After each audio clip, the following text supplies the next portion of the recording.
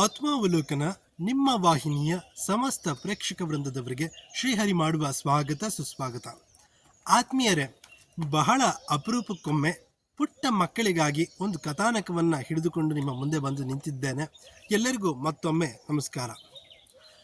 ಕಥೆಯ ಹೆಸರು ಅಸಲಿ ಮತ್ತು ನಕಲಿ ವಜ್ರ ಅಂತ. ಕಥೆಯ ಹೆಸರು ಅಸಲಿ ಮತ್ತು ನಕಲಿ ವಜ್ರ ಅಂತ. ಹೀಗೆ ಒಂದಾನೊಂದು ರಾಜ್ಯದಲ್ಲಿ ಒಬ್ಬ ವಯೋವೃದ್ಧ ಇರ್ತಾನೆ. ಆ ವಯೋವೃದ್ಧ ಹಾಸಿಗೆ ಹಿಡಿದಿರ್ತಾನೆ ಬಹಳ ದಿನಗಳಿಂದ. ಇನ್ನೇನೋ ಇವತ್ತೋ ನಾಳೆನೋ ಪ್ರಾಣ ಹೋಗುತ್ತೆ ಅನ್ನೋ ಆತನಿಗೆ ಅನುಭವ ಬಂದಾಗ ಆ ಹಾಸಿಗೆ ಹಿಡಿದಿದ್ದಂಥ ವಯೋವೃದ್ಧ ತನ್ನ ಮಗನನ್ನು ಕರೆದು ಒಂದು ಪುಟ್ಟದಾದಂಥದ್ದನ್ನು ಪೆಟ್ಟಿಗೆಯನ್ನು ಕೊಡ್ತಾನೆ. ನೋಡಪ್ಪ ಮಗ, ಈ ಪೆಟ್ಟಿಗೆಯೊಳಗೆ 2 ವಜ್ರಗಳಿದೆ. ಈ ಪೆಟ್ಟಿಗೆಯೊಳಗೆ 2 ವಜ್ರ ಇದೆ. ಒಂದು ತುಂಬ ಅಸಲಿಯಾದಂಥ ವಜ್ರ, ತುಂಬ ಬೆಲೆ ಬಾಳುವಂಥ ಅಸಲಿಯಾದಂಥ ವಜ್ರ.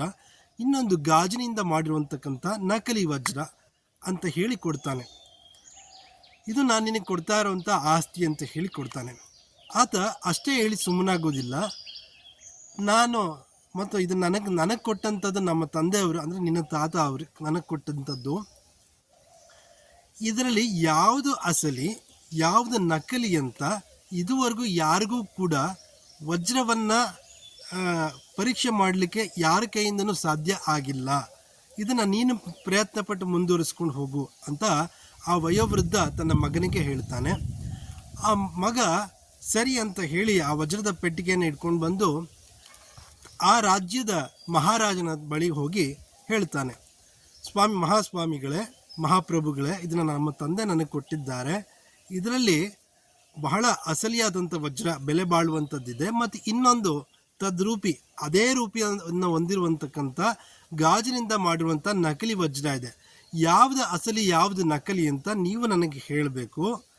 ಅಕಸ್ಮಾತ್ ನೀವು ಈ ಪರೀಕ್ಷೆ ನೀವು ಈ ಪರೀಕ್ಷೆಯಲ್ಲಿ ಸೋತರೆ,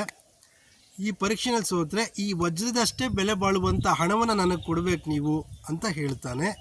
ಅಕಸ್ಮಾತ್ ಈ ಪರೀಕ್ಷೆಯಲ್ಲಿ ನೀವು ಗೆದ್ದರೆ ಈ ವಜ್ರನ ನಾನು ನಿಮಗೆ ಕೊಡ್ತೀನಿ ಅಂತ ಹೇಳ್ತಾನೆ. ಸರಿ, ಆ ರಾಜ ಈ ಮನುಷ್ಯನ ಒಂದು ತರ್ಕದ ಮಾತಿಗೆ ಸರಿ ಅಂತ ಒಪ್ಪಿಗೆಯನ್ನು ಸೂಚಿಸಿ ಒಂದು ಸಭೆಯನ್ನು ಏರ್ಪಡಿಸ್ತಾನೆ.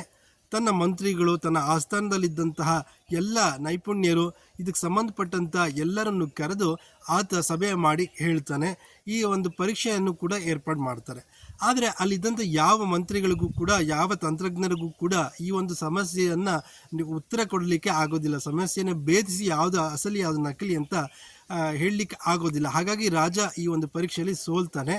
ಮೊದಲೇ ಮಾತುಕತೆ ಆಗಿದ್ದಂಥ ಆ ವಜ್ರಕ್ಕೆ ಸಮನಾದಂಥ ಹಣವನ್ನು ಈತನಿಗೆ ಕೊಟ್ಟ ಆ ರಾಜ ಕಳಿಸ್ತಾನೆ.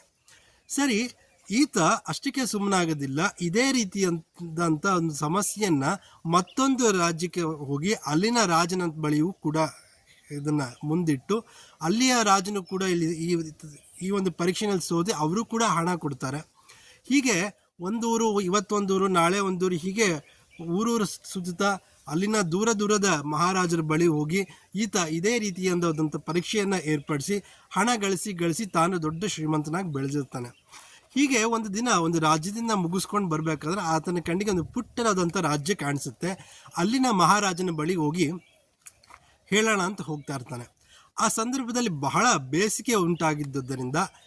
ಬೇಸಿಗೆ ಇದ್ದುದರಿಂದ ಅಲ್ಲಿನ ಮಂತ್ರಿಗಳು, ಆ ರಾಜನ ಮಂತ್ರಿಗಳು, ಆ ಆಸ್ಥಾನ ಪಂಡಿತರೆಲ್ಲರೂ ಕೂಡ ನಾವೇಕೆ ಅರಮನೆಯೊಳಗೆ ಕೂತು ಸಭೆಯನ್ನು ಮಾಡಬೇಕು, ಉದ್ಯಾನವನದಲ್ಲಿ ಆ ಶುಭ್ರವಾದಂಥ ಮರಗಿಡಗಳ ಸನಿಹದಲ್ಲಿ ನಾವು ಮಾಡಿದ್ರೆ ಹೇಗೆ ಅಂತ ಈತ ಬಂದ ಸಂದರ್ಭದಲ್ಲಿ ಅವರು ಉದ್ಯಾನವನದಲ್ಲಿ ಸಭೆಯನ್ನು ಏರ್ಪಡಿಸಿರ್ತಾರೆ. ಸರಿ, ಈತನು ಕೂಡ ಇದೇ ಸಮಸ್ಯೆಯನ್ನು ಈ ರಾಜನ ಬಳಿಯೂ ಕೂಡ ಹೇಳ್ತಾನೆ.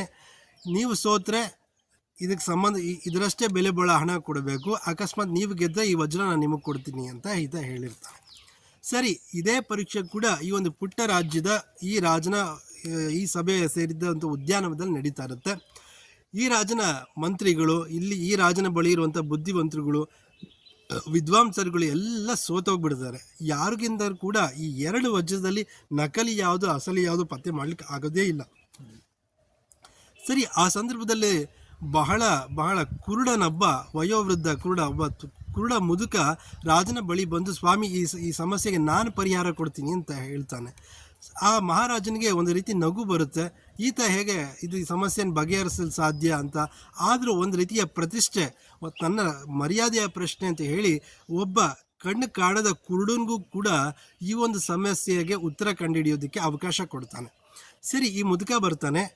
ಆ ಒಂದು ಪುಟ್ಟ ಪೆಟ್ಟಿಗೆ ಅಲ್ಲಿದ್ದಂಥ ಅಸಲಿ ಮತ್ತು ನಕಲಿ ವಜ್ರವನ್ನು ಪರೀಕ್ಷೆ ಮಾಡ್ತಾನೆ.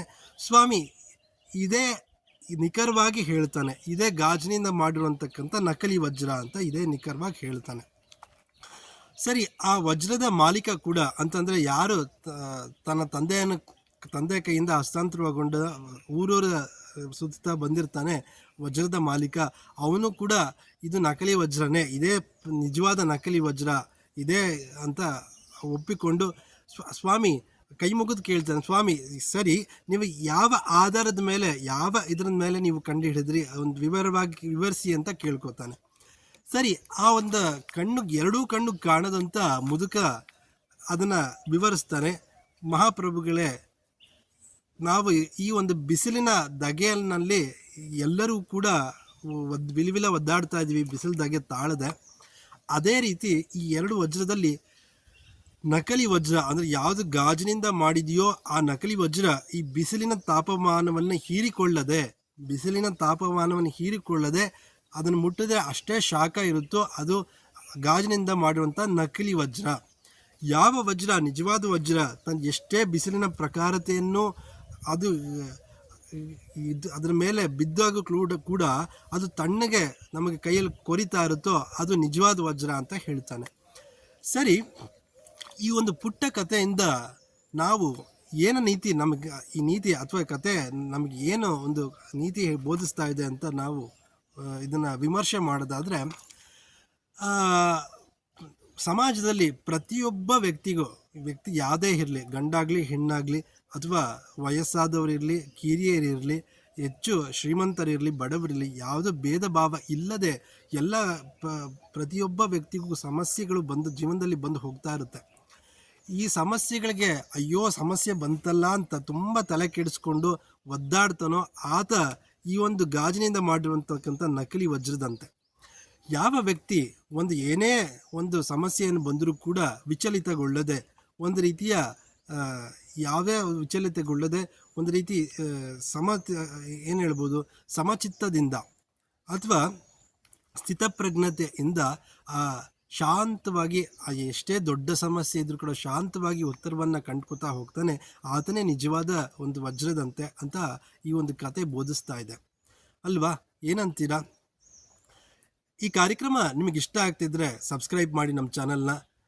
ಸಬ್ಸ್ಕ್ರೈಬ್ ಮಾಡಿದ್ಮೇಲೆ ಬೆಲ್ ಐಕನ್ನ ಒತ್ತೋದನ್ನು ಮರಿಬೇಡಿ. ಹಾಗೆ ಕೂಡ ಈ ಒಂದು ನಾವು ಮಾಡ್ತಾ ಇರುವಂಥ ಈ ಒಂದು ಆತ್ಮಾವಲೋಕನ ಕಾರ್ಯಕ್ರಮ ನಿಮಗೆ ಸಾಕಷ್ಟು ಬದಲಾವಣೆಗಳು ತರಬಹುದಾದರೆ ನಮಗೆ ಕಾಮೆಂಟ್ಸ್ ಮಾಡಿ, ಇನ್ನೂ ಇದರ ಜೊತೆ ಏನೇನು ಕಾರ್ಯಕ್ರಮಗಳನ್ನ ಸೇರಿಸ್ಕೊಂಡು ಯಾವ ರೀತಿ ಇದನ್ನು ತೊಗೊಂಡೋಗ್ಬೋದು ಅಂತ ನೀವು ಸಲಹೆ ಕೊಡೋದಾದರೆ ಖಂಡಿತ ಸಲಹೆ ಕೊಡ್ಬೋದು ಅಂತ ಹೇಳ್ತಾ ಈ ಒಂದು ಪುಟ್ಟ ಕಾರ್ಯಕ್ರಮವನ್ನು ಮುಕ್ತಾಯ ಮಾಡ್ತಿದ್ದೀನಿ. ಎಲ್ಲರಿಗೂ ನಮಸ್ಕಾರ.